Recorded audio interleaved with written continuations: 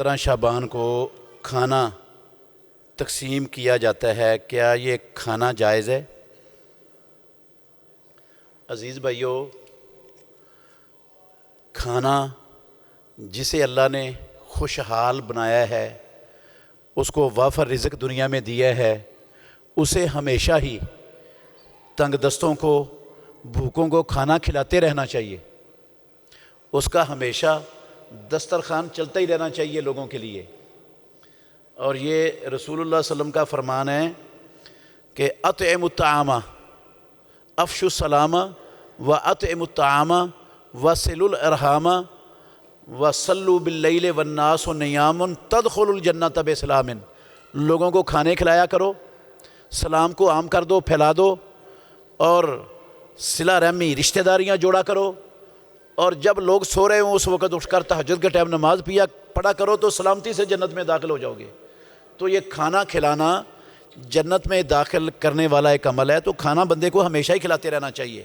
مگر ایک بات اچھی طرح ذہن میں بٹھا لیں، کچھ دنوں کو سال کے دنوں میں سے مخصوص کرنا کھانا کھلانے کے لیے، صدقہ کرنے کے لیے، جن کو اللہ نے مخصوص نہیں کیا، رسول اللہ نے مخصوص نہیں کیا، صحابہ نے مخصوص نہیں کیا، ہم کچھ مخصوص دنوں کو اپنی طرف سے خاص کر کے ان دنوں میں صدقہ کریں گے تو یہ ہمارا عمل بدعت ہو جائے گا۔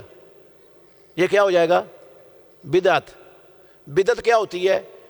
جو کام اللہ نے کرنے کا حکم نہیں دیا، رسول اللہ صلی اللہ علیہ وسلم نے کرنے کا حکم نہیں دیا، آپ نے نہیں کیا، آپ کے سامنے نہیں ہوا، وہ کام ہم نیکی اور ثواب سمجھ کر کریں گے تو وہ کیا ہو جائے گا؟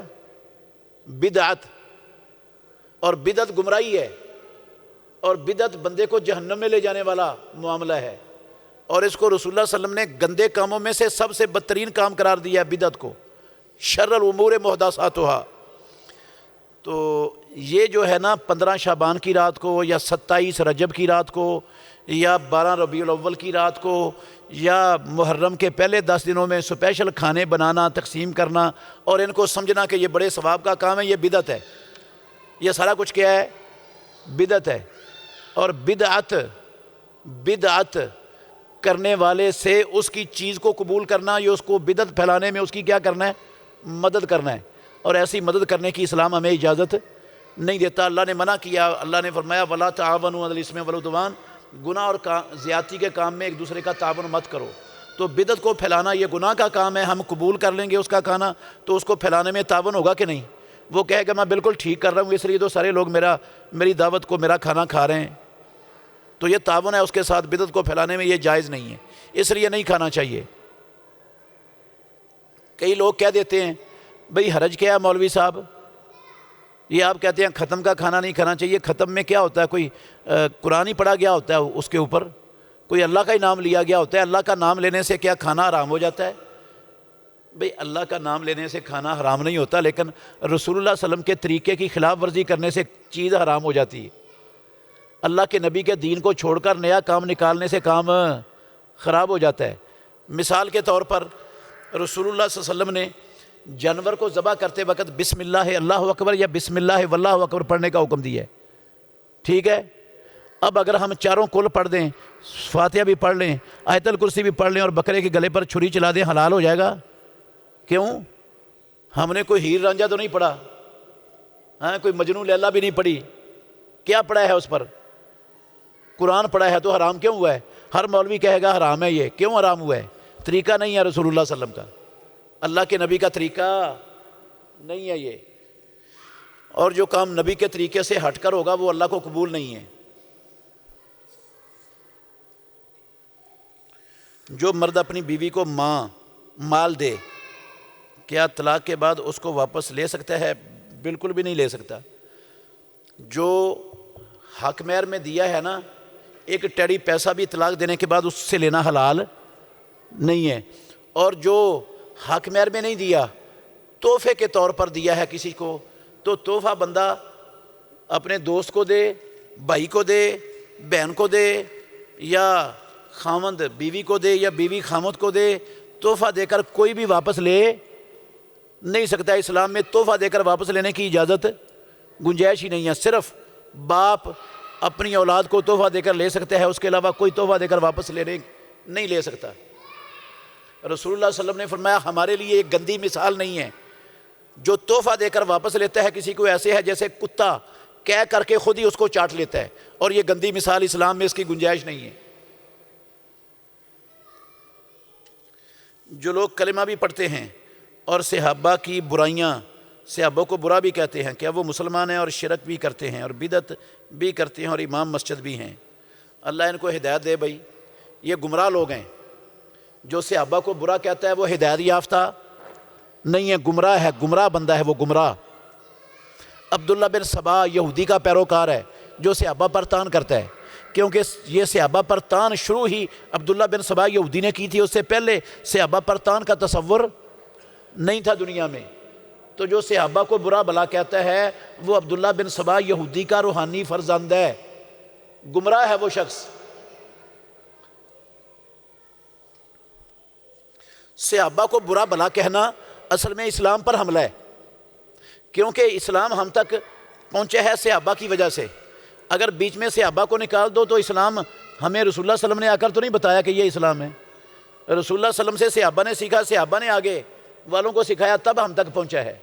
بیچ میں صحابہ کو ختم کر دو، ان کو ناقابل اعتبار قرار دے دو، تو جو اسلام آیا ہے ان کے ذریعے وہ قابل اعتبار رہے گا؟ یہ اسلام پر حملہ ہے ڈائریکٹ۔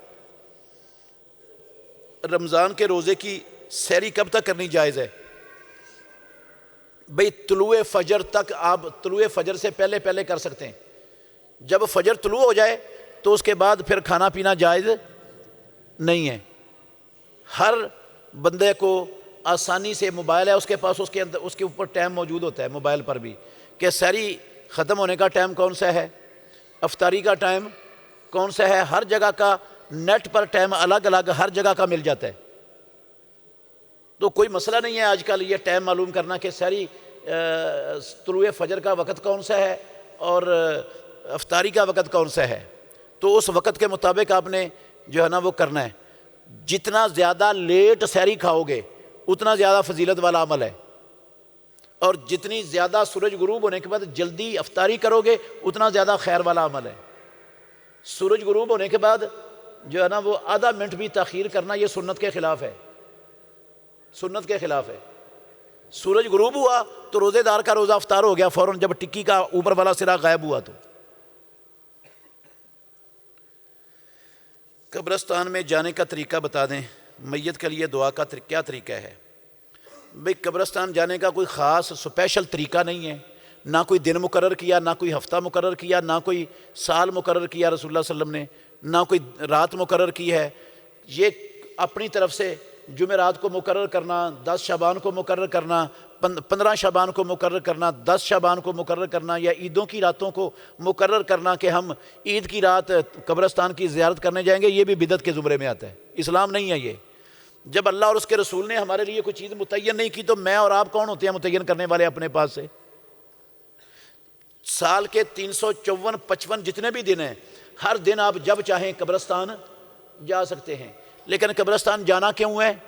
اس لیے جانا کہ قبرستان جا کر قبروں کو دیکھ کر بندے کو اپنی موت یاد آتی ہے، آخرت یاد آ جاتی ہے۔ بندہ دنیا میں رہ کر آخرت کو، موت کو کیا ہو جاتا ہے؟ بھول جاتا ہے۔ تو جب قبرستان جائے گا، قبریں اس کو نظر آئیں گی، اس کے ذہن میں آئے گا کہ میں نے بھی انہیں قبروں میں آنا ہے اکیلے نے، موت یاد آئے گی، اور بہت ساری بندے کی موت یاد ہو تو اصلاح ہو جاتی ہے، اس لیے قبرستان جانے کا کہا ہے۔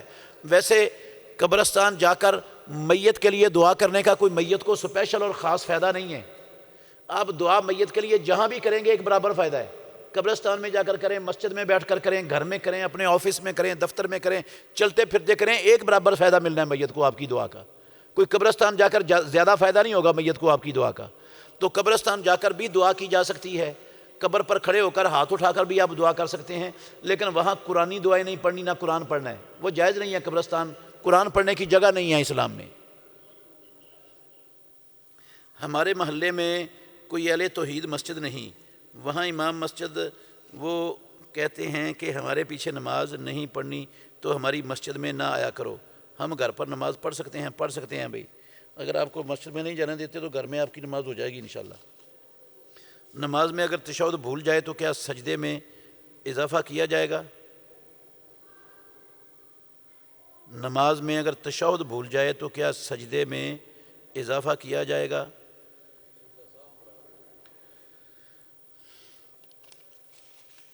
اگر درمیانہ تشہد بھول گیا نا بندے کو، 2 رکعتوں کے بعد اس نے بیٹھنا تھا، بھول کر کھڑا ہو گیا تیسری رکعت کے لیے، تو یہ درمیانہ تشہد بھول گیا، رہ گیا ہے، اب سجدہ سہو کرے گا وہ۔ اس صورت میں سجدہ سہو کا طریقہ یہ ہے کہ پورا تشہد پڑھے گا 4 رکعتیں پڑھنے کے بعد، پورا تشہد پڑھنے کے بعد دعائیں پڑھنے کے بعد سلام پھیرنے سے پہلے 2 سجدے کرے گا اور دوسرے سجدے سے اٹھ کر فوراً سلام پھیر دے گا۔ مولانا احمد رضا خان صاحب نے قرآن کا ترجمہ تو ٹھیک کیا لیکن تفسیر میں بہت ساری غلط باتیں درج کی ہیں۔ سورہ مائدہ کی تفسیر میں لکھا ہے کہ ولیوں کے نام کے کھانے جائز ہیں، لیکن ترجمہ ٹھیک ہے اور تفسیر میں غلط لکھا ہے۔ بھئی تفسیر یہ مولانا احمد رضا خان صاحب کی نہیں ہے، ترجمہ ان کا ہے۔ یہ کنز الایمان والا جو قرآن ہے نا، ترجمہ احمد رضا خان صاحب کا ہے اور تفسیر اور بندے کی ہے۔ یہ تفسیر ہے احمد یار گجراتی کی، یہ اور بندہ ہے، ترجمہ کرنے والا اور ہے، حاشیہ لکھنے والا اور بندہ ہے۔ نعیم الدین مراد آبادی کی تفسیر ہے۔ گزارش ہے کہ عرصہ 13 سال سے اس ادارہ میں کام کر رہا ہوں۔ ادارہ ہادہ کا مالک رمضان المبارک میں زکوٰۃ ضرورت مند افراد کو دیتے ہیں، پہلے لینے والے اب کہتے ہیں کہ یہ نہیں لینی چاہیے۔ بھئی لے سکتے ہیں اگر آپ زکوٰۃ کے مستحق ہیں نا، زکوٰۃ فقراء اور مساکین کو لگتی ہے۔ فقیر اس کو کہتے ہیں جس کے پاس کھانے پینے کے لیے گھر میں کچھ بھی نہ ہو، وہ فقیر ہوتا ہے، اور مسکین اس کو کہتے ہیں جس کے پاس آمدن کے ذرائع ہوں، رکشہ چلاتا ہو، وہ ریڑھی چلاتا ہو، اس کی اپنی گاڑی ہو، کرائے پر رینٹ پر چلاتا ہے، تنخواہ ملتی ہے اس کو کسی جگہ سے، دکان ہے اس کی، چل رہی ہے دکان، لیکن جو اس کی آمدن آتی ہے نا، اس کی آمدن سے اس کے جائز گھر کے اخراجات پورے نہیں ہوتے، تو یہ بندہ مسکین ہے، اس کو زکوٰۃ لگتی ہے، یہ زکوٰۃ لے سکتے ہیں اور آپ ایسے بندے کو زکوٰۃ دے سکتے ہیں۔ پیشہ ور بکاریوں کو دینے کی بجائے ایسے بندے ڈھونڈا کریں جو سفید پوش ہیں، ہاتھ بھی نہیں پھیلاتے اور اپنی حالت بھی کسی کو نہیں بتاتے، ایسے بندے ڈھونڈ کر ان کو زکوٰۃ دیں گے تو پھر زکوٰۃ ادا ہوگی اور پھر اجر ملے گا آپ کو۔ غسل کرنے کا صحیح طریقہ بتا دیں۔ عزیز بھائیو، فرضی غسل کا صحیح طریقہ کئی مرتبہ میں نے بتایا ہے۔ سب سے پہلی بات یہ ہے کہ آپ استنجا وغیرہ کریں اگر استنجا کی ضرورت ہے تو، اس کے بعد اپنے ہاتھوں کو دھو لیں، مٹی ہے تو وہاں سے صابن ہے تو اس کے ساتھ دھو لیں، پھر جس طرح نماز کا وضو ہوتا ہے اس طرح وضو شروع کر دیں، اور جب آپ بازوؤں کو دھو لیں، اب آپ نے سر کا مسح کرنا ہے تو سر کا مسح عام وضو میں کرنے کی بجائے اپنی انگلیوں کو تر کریں پانی میں اور اپنی بالوں کی جڑوں میں اچھی طرح پھیر دیں، پھر تر کریں، پھر پھیر دیں، آپ کو غالب گمان ہو جائے کہ بالوں کی جڑیں تر ہو گئی ہیں، پھر اپنے دونوں ہاتھوں کا لپ بھریں پانی سے اور اپنے سر کی دائیں جانب ڈال دیں، جو دائیں کان اور دائیں کندھے سے ہوتا ہوا دائیں طرف گر جائے گا، پھر دوسرا لپ بھریں دونوں ہاتھوں کا اور سر کی بائیں جانب ڈال دیں، جو بائیں کان کندھے سے ہوتا ہوا بائیں سائڈ پر گرے گا، اور پھر تیسرا لپ بھریں دونوں ہاتھوں کا اور اپنے سر کے درمیان میں ڈال دیں، اور پھر سارے جسم پر پانی بہا لیں، اور پھر باہر جا کر اپنے پاؤں دھو لیں، تو آپ کا غسل کیا ہے؟ مکمل ہے۔ رسول اللہ صلی اللہ علیہ وسلم ایسے ہی کرتے تھے۔ اور اگر پانی نیچے کھڑا نہیں ہوتا، پتھر لگا ہوا ہے، سنگ مرمر لگا ہوا ہے، تو چپس لگی ہوئی ہے، ٹائلیں لگی ہوئی ہیں، پانی نہیں رکتا، تو پھر آپ وہیں بھی ساتھ ہی پاؤں دھو لیں اور پھر سارے جسم پر پانی بہا لیں، تو یہ بھی درست ہے، یہ بھی ثابت ہے۔ اگر شرمگاہ کو ہاتھ نہیں لگا تو وضو قائم ہے آپ کا پہلے جو کیا تھا، پھر وضو کی ضرورت نہیں ہے۔ اگر شرمگاہ کو ہاتھ لگ گیا نہاتے ہوئے تو پھر وضو ختم ہو گیا ہے، اب نماز پڑھنی ہے تو دوبارہ وضو کرنا پڑے گا۔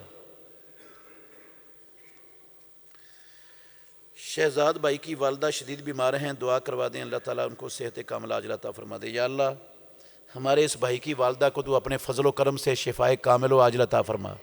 یا اللہ جتنے بھی مسلمان بیمار ہیں، چھوٹے بڑے مرد عورتیں، یا اللہ تیرے خزانوں میں کوئی کمی نہیں ہے، یا اللہ تو سب بیماروں کو شفائے کامل و عاجلہ عطا فرما دے۔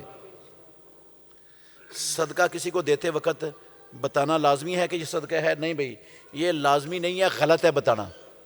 بتانا کیا ہے؟ غلط ہے۔ کسی کو زکوٰۃ آپ نے دینی ہے تو غلط ہے بتانا کہ یہ زکوٰۃ ہے۔ اس سے بندے کی عزت نفس مجروح ہوتی ہے جس کو آپ صدقہ یا زکوٰۃ دیتے ہیں، اور اسلام میں کسی کی عزت نفس مجروح کرنے کی گنجائش نہیں ہے۔ آپ جو دے رہے ہیں آپ کو تو پتہ ہے نا میں کیا دے رہا ہوں، اور آپ کے رب کو بھی پتہ ہے یہ بندہ کیا دے رہا ہے، نیت کافی ہے. آپ کی نیت ہے زکوٰۃ دینے کی, زکوٰۃ کی نیت سے آپ کسی کو دیں پیسے, اس کو کہیں بھائی جان یہ لو آپ کے لیے تحفہ ہے, آپ اس سے اپنی ضرورتیں پوری کر لو, آپ کی زکوٰۃ ادا ہو گئی ہے, کیونکہ نیت آپ کی زکوٰۃ کی ہے. اس کو یہ کہہ کے دینا یہ زکوٰۃ ہے, یہ صدقہ ہے, یہ غلط طریقہ ہے, اسلام میں نہیں ہے یہ طریقہ. دو سجدوں کے درمیانی تشہد میں اور آخری تشہد میں بازوؤں اور ہاتھوں کو کیسے رکھیں, کون سی بازو سیدھی رکھنی اور کون سی ران پر بچھانی ہے؟ بھئی دو سجدوں کے درمیان بھی اور تشہد میں بھی اپنا یہ جو دایاں ہاتھ ہے نا اس کو بند کرنا ہے. 3 طریقے ہیں بند کرنے کے. ایک طریقہ یہ ہے 3 انگلیاں بند ہیں اور اس کو آپ نے ادھر رکھا ہوا ہے ادھر ایسے, اور ایک طریقہ ہے 2 انگلیاں بند ہیں اور یہ آپ نے انگوٹھے کی اور درمیانے والی انگلی کا حلقہ بنایا ہوا ہے اور یہ انگلی کھڑی ہے. اور تیسرا طریقہ ہے 3 انگلیاں بند ہیں اور یہ انگوٹھا ادھر ہے, ادھر کی بجائے ادھر رکھا ہوا ہے اور یہ انگلی کھڑی ہے. تینوں حالتوں میں انگلی کھڑی ہے. یہ ادھر رکھنا ہے اور ہاتھ کونی تک یہ ران پر بچھا ہونا چاہیے, اور جو بایاں بازو ہے یہ کھڑا ہوگا, یہ ران پر بچھا ہوا نہیں ہوگا تشہد میں, نہ سجدوں کے درمیان میں نہ تشہد میں. اس کو بچھانا نہیں ہے, یہ کھڑا ہوگا اور یہ کونی تک کیا ہوگا, ہاتھ بچھا ہوا ہوگا اور یہ ہاتھ اس کا ایسے ہوگا. یہ طریقہ ہے بیٹھنے کا. طواف کعبہ کے بعد 2 رکعت میں پہلی اور دوسری رکعت میں کون سی صورت پڑھی جاتی ہے؟ جون سی مرضی پڑھ لیں. سنت یہ ہے رسول مکرم پہلی رکعت میں فاتحہ کے بعد سورہ کافرون یا قل یا ایھا الکافرون پڑھتے تھے, اور دوسری رکعت میں فاتحہ کے بعد سورہ اخلاص قل ھو اللہ احد پڑھتے تھے. اس کے علاوہ بھی پڑھ لیں گے تو آپ کی طواف کی رکعتیں ہو جائیں گی, لیکن یہ افضل ہے. دعا استفتاح اللہم باعث بینی, یہ دعا کیا ہر نماز میں پڑھنی چاہیے اور یہ دعا نماز میں کب پڑھنی چاہیے؟ بھئی دعا استفتاح اللہم باعث بینی یہ تکبیر تحریمہ کے بعد جب اپنے ہاتھ باندھ لیے تو سب سے پہلے یہ دعا پڑھنی ہے. اس دعا کے بعد اعوذ باللہ بسم اللہ پڑھ کے فاتحہ شروع کرنی ہے. کیا تقریب بخاری کے موقع پر بنائی گئی تصاویر یا ویڈیوز مجبوری کی حالت میں سمجھی جائیں گی یا گرفت ہوگی؟ بھئی اگر مجبوری نہیں ہے تو گرفت ہوگی, ان کو سب کو تیار رہنا چاہیے, اور اگر واقعتاً مجبوری ہے تو پھر گرفت نہیں ہوگی. یہ بندہ خود جو کام کرتا ہے اس کو پتہ ہوتا ہے کہ یہ مجبوری ہے یا مجبوری نہیں ہے.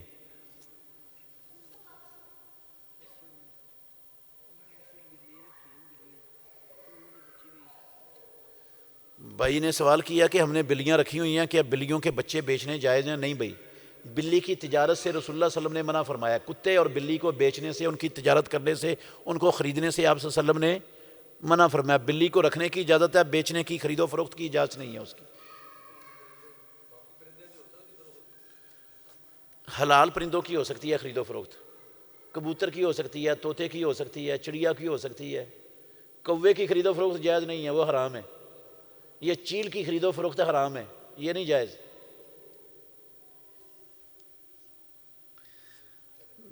اور یہ جو گوشت ڈالتے ہیں کووں کو اور چیلوں کو, یہ بھی حرام ہے, کوئی صدقہ صدقہ نہیں ہے, یہ گناہ ملتا ہے, اس سے ثواب نہیں ملتا, گناہ کا کام ہے, یہ صدقہ نہیں ہوتا ہے اس طرح یہ کووں کو اور چیلوں کو گوشت کھلانے سے. بیوی اگر بدتمیزی کرتی ہو, کہا نہ مانتی ہو, اپنی منمانی کرتی ہو تو اس پر ہاتھ اٹھانا جائز ہے؟ بھئی اگر بیوی بدتمیز ہے, بات نہیں مانتی, لڑتی ہے, گھر کو جہنم بنایا ہوا ہے, تو مارنا سب سے پہلا حل نہیں ہے.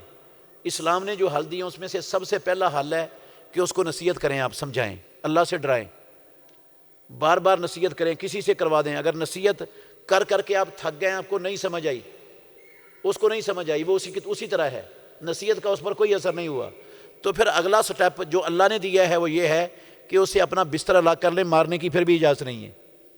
بستر الگ کرنے سے اگر اس کو سمجھ آ گئی یا اصلاح ہو گئی ہے اس کی تو ٹھیک ہے, فابہا, بہت اچھا ہے. نہیں سمجھ ہوئی تو تیسرا پھر سٹیپ ہے, اللہ نے کہا وَضْرِبُوهُنَّ, پھر ان کو مارو. لیکن مارنے کا مطلب یہ نہیں ہے کہ اس کا سر پھاڑ دو یا ہڈی پسلی توڑ دو یا اس کا جسم زخمی کر دو, لاشیں ڈال دو اس پر. مارنا ایسا ہے کہ اس کو درد ہو لیکن اس کے جسم پر کوئی نشان نہ پڑے. مار کے بھی دیکھ لیا تو پھر بھی اصلاح نہیں ہوئی, تو پھر ایک عورت کے خاندان میں سے مرد اور ایک مرد کے خاندان میں سے یہ دو بیٹھ کر ان کے معاملات کو سلجھائیں گے. اگر وہ کامیاب ہو گیا تو ٹھیک ہے, نہیں کامیاب ہوتا تو پھر سب سے آخری حل ہوتا ہے طلاق. روزہ کن چیزوں سے ٹوٹ جاتا ہے؟ جان بوجھ کر آپ کوئی چیز کھا لیں یا پی لیں تو روزہ ٹوٹ جاتا ہے۔ خامد اپنی بیوی سے ازدواجی تعلق قائم کر لے تو روزہ ختم ہو جاتا ہے، ٹوٹ جاتا ہے۔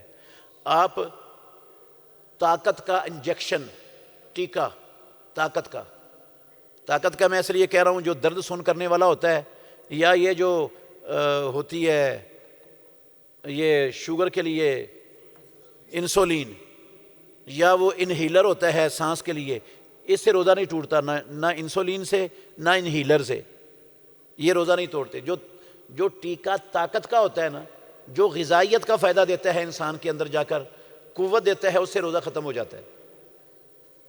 ایک بندہ سعودی عرب میں غیر قانونی گیا ہے، کفیل کو پیسے ادا کرنے کے باوجود وہ اقامہ نہیں بنا رہا، اگر وہ بندہ کمائی کرے تو وہ جائز ہوگی بھائی۔ یہ سعودی عرب میں یا کسی بھی جگہ پر جانا، اس کو غیر قانونی تو بنایا ہے کافروں نے۔ کس نے بنایا ہے؟